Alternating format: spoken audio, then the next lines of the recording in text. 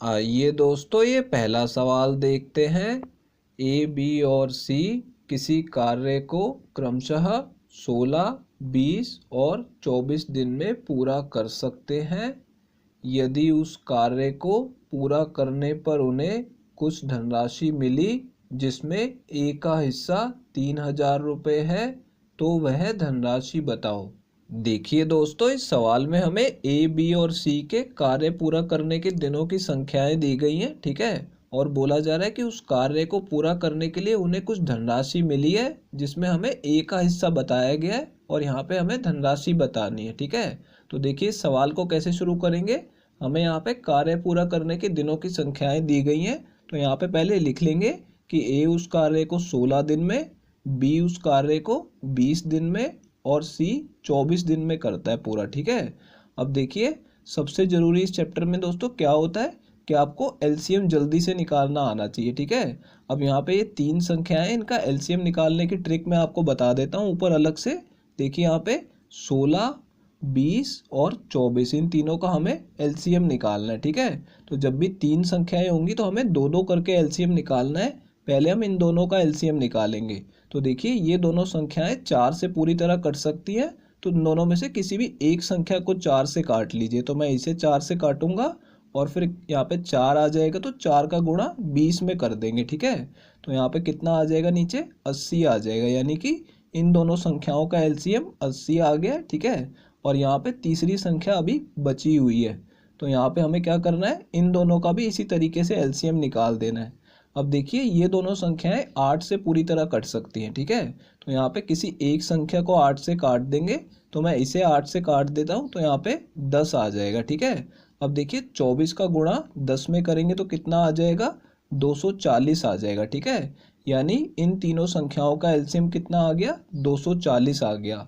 अब देखिए, इन तीनों की हमें कार्य क्षमता निकालनी होगी, क्योंकि जब भी ऐसा सवाल आएगा धनराशि वाला, तो तीनों की कार्य क्षमता निकालनी बहुत जरूरी होती है, ठीक है। तो देखिए, कार्य क्षमता कैसे निकलेगी, 240 को 16 से भाग कर दीजिए, तो यहाँ पे कितना आ जाएगा, 15 आ जाएगा। यानी ए की कार्य क्षमता 15 है, और 240 को 20 से भाग करेंगे तो कितना आ जाएगा, 12 आ जाएगा।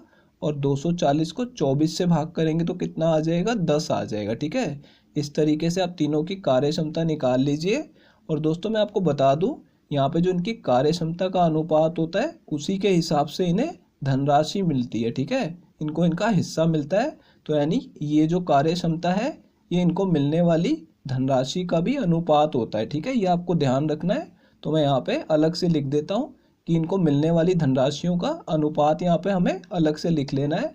अब देखिए, ये ए, बी और सी को मिलने वाली धनराशि है, ठीक है। अब देखिए दोस्तों, आगे सवाल में देखेंगे क्या दिया गया है।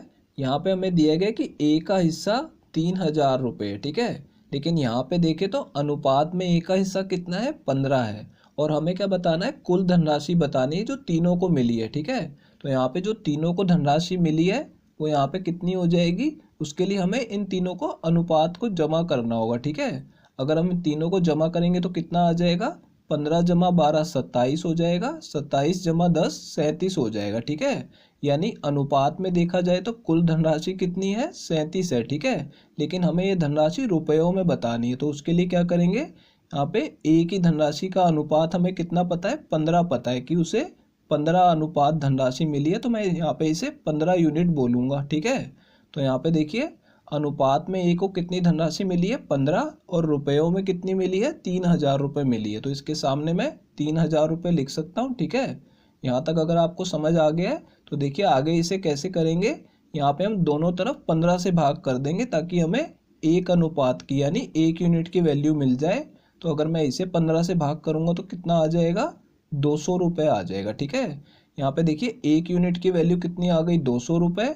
और हमें कितने की निकालनी है, 37 यूनिट की वैल्यू निकालनी है। तो उसके लिए क्या करेंगे, दोनों तरफ 37 से गुणा कर देंगे, तो इस तरफ कितना आ जाएगा, 37 यूनिट आ जाएगा। और यहाँ पे देखिए, 37 को 2 से गुणा करेंगे तो कितना आ जाएगा, 74 आ जाएगा। और यहाँ पे 2 जीरो लग जाएंगे, ठीक है। यानी 7400 रुपये वो धनराशि आ गई है, ठीक है। तो दोस्तों, यही हमसे सवाल में पूछा गया था। ये हमारा इस सवाल का आंसर है, और ये चौथा ऑप्शन करेक्ट है दोस्तों। आइए दोस्तों, ये अगला सवाल देखते हैं। ए किसी कार्य का 3/4 भाग 9 दिन में, बी उसी कार्य का 2/3 भाग 12 दिन में और सी उसी कार्य का 5/6 भाग 20 दिन में पूरा कर सकता है। यदि उस कार्य को मिलकर पूरा करने पर उन्हें 6,500 रुपये मिले तो उसमें बी का हिस्सा कितना होगा, यह हमें बताना है दोस्तों।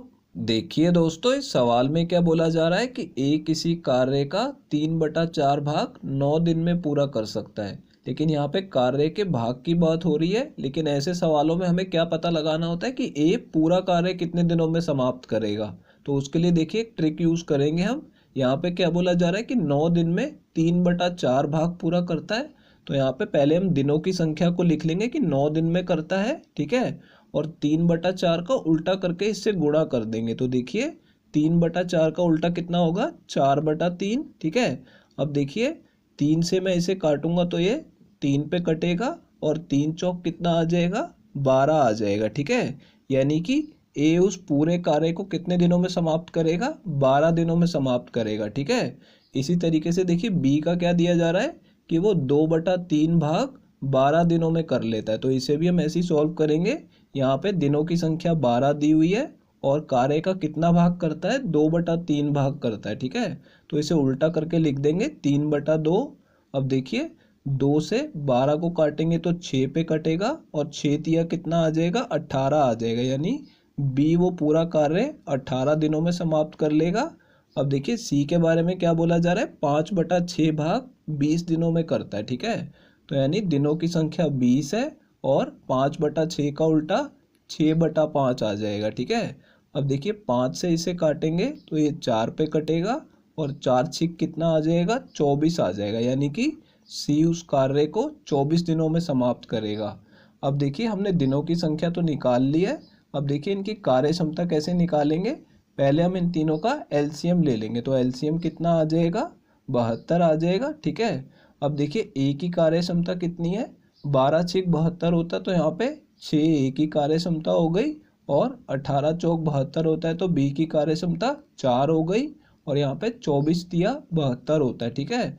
तो यहाँ पे सी की कार्य क्षमता 3 हो गई। अब देखिए दोस्तों, सवाल में क्या बोला जा रहा है कि उस कार्य को मिलकर पूरा करने के लिए उन्हें 6,500 रुपये मिले हैं और हमें इसमें बी का हिस्सा बताना है, ठीक है। तो देखिए जब भी ऐसा धनराशि वाला सवाल आपको इस चैप्टर में आएगा तो यहाँ पे तीनों की कार्य क्षमता निकालना जरूरी होता है, ठीक है। क्योंकि इन पैसों का बंटवारा इनकी कार्य क्षमता के हिसाब से ही होता है, ठीक है।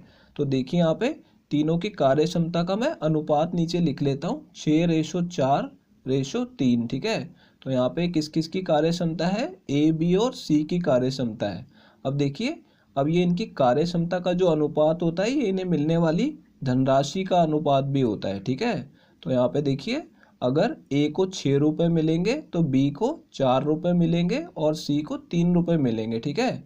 लेकिन ये हम अनुपात में बात कर रहे हैं और यहाँ पे हमें कुल धनराशि दी हुई है 6,500 रुपये। तो यहाँ पे हम क्या करेंगे, इनकी अनुपात वाली धनराशियों का भी योग कर लेंगे और कुल धनराशि निकाल लेंगे। तो देखिए 6 और 4 कितना हो जाएगा, 10, 10 और 3 13 हो जाएगा, ठीक है। यानी कुल धनराशि अनुपात में 13 है, जिसमें से बी का हिस्सा कितना है, 4 है, क्योंकि हमें यहाँ पे बी का हिस्सा पूछा जा रहा है।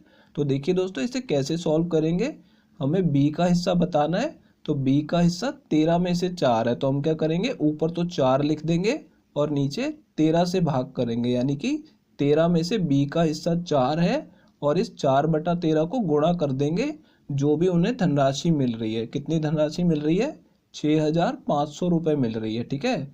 अगर आपसे यहाँ पे ए की धनराशि पूछ ली गई होती तो ऊपर 6 आ जाता, नीचे 13 ही आता, और सी की धनराशि पूछी गई होती तो ऊपर 3 आ जाता, ठीक है। तो आपको इसी तरीके से सॉल्व करना है। अब देखिए 13 से मैं इसे काटूंगा तो ये 5 पे कट जाएगा और 2 जीरो लग जाएंगी, ठीक है। और 500 का गुणा 4 में करेंगे तो कितना आ जाएगा, 2,000 रुपये आ जाएगा। यानी बी का हिस्सा कितना है, 6,500 में से 2,000 रुपये है। तो दोस्तों ये हमारा इस सवाल का आंसर है, ये चौथा ऑप्शन करेक्ट है। आइए दोस्तों ये अगला सवाल देखते हैं। ए किसी कार्य का 5/8 भाग 15 दिन में, बी उसी कार्य का 3/4 भाग 9 दिन में और सी उसी कार्य का 1/3 भाग 12 दिन में पूरा कर सकता है। यदि उस कार्य को मिलकर पूरा करने पर उन्हें 4,400 रुपये मिले तो उसमें सी का हिस्सा कितना है ये हमें बताना है दोस्तों। देखिए दोस्तों, इस सवाल में क्या बोला जा रहा है कि ए किसी कार्य का 5/8 भाग 15 दिन में कर लेता है। ठीक है, तो पहले निकाल लेंगे कि ए पूरा कार्य कितने दिन में करेगा। तो यहाँ पे हमें 15 दिन दिया हुआ है, तो देखिए क्या करेंगे, यहाँ पे 15 लिख लेंगे। ठीक है, और 15 दिनों में वो कितना काम कर लेता है, 5/8 भाग कर लेता है। ठीक है, तो हमें इसका उल्टा करके इससे गुणा कर देना है। तो 5/8 का उल्टा कितना हो जाएगा, 8/5 हो जाएगा। अब देखिए 15 से इसे काटेंगे तो ये 3 पे कटेगा और 3 अट्ठे कितना हो जाएगा, 24 हो जाएगा। यानी कि ए उस कार्य को कितने दिनों में पूरा कर लेगा, 24 दिनों में पूरा कर लेगा। ठीक है, इसी तरीके से बी और सी का भी निकाल लेंगे। देखिए यहाँ पे ये 3/4 भाग 9 दिन में पूरा करता है। तो यहाँ पे पहले 9 दिन लिख लेंगे और यहाँ पे 3/4 का उल्टा कितना हो जाएगा, 4/3 हो जाएगा। तो यहाँ पे देखिए 3 से इसे काटेंगे तो 3 पे कटेगा और 3 चौक कितना हो जाएगा, यहाँ पे 12 दिन आ जाएगा। यानी बी उस कार्य को कितने दिनों में करेगा, 12 दिनों में करेगा। और देखिए सी के बारे में क्या बोला जा रहा है कि 12 दिनों में 1/3 कार्य कर लेता है। ठीक है, तो 1/3 का उल्टा 3 हो जाएगा। तो यहाँ पे 12 को बस गुणा कर देना है आपको 3 से। ठीक है, यानी कि 12 तिया कितना आ जाएगा, 36। तो यानी सी उस कार्य को 36 दिनों में पूरा कर लेगा। ठीक है, अब देखिए इन तीनों का हमें एलसीएम निकाल लेना है ताकि हम इसकी कार्य क्षमता निकाल पाए। अब देखिए तीनों का एलसीएम लेंगे तो कितना आ जाएगा, 72 आ जाएगा। ठीक है, तो ए की कार्य क्षमता कितनी होगी, 24 तिया 72 होता है। तो ए की कार्य क्षमता 3 हो जाएगी और यहाँ पे 12 6 72 यानी बी की कार्य क्षमता 6 और 36 दूनी 72 होता है। तो सी की कार्य क्षमता 2 आ जाएगी। ठीक है, अब देखिए यहाँ पे हम इन तीनों की कार्य क्षमता को नीचे अलग से लिख लेंगे। यहाँ पे 3 6 और 2 आया है। ठीक है, तो ऊपर इनका नाम लिख लेते हैं ए बी और सी।